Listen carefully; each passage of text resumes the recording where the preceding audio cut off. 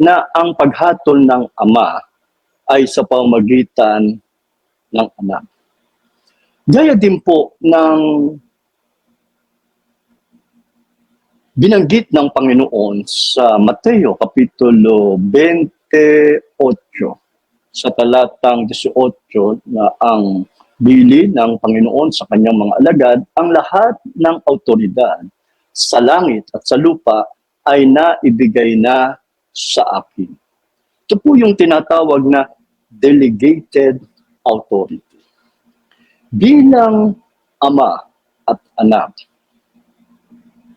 ayon sa hierarchy, unang Korinto Kapitulo 11 sa talatang 3, ang Pangulo ng Panginoong Hesukristo ay ang Ama.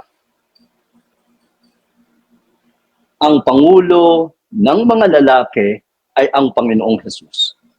At ang Pangulo ng mga babae ay ang lalaki. Kaya doon pinatutunayan, pagdating sa relasyong mag-ama, natural, ang Pangulo ng anak ay ang Ama. Pero pagdating sa pagka-Diyos, ang Ama, Anak, Espiritu Santo ay iisa po sa pagka-Diyos yan.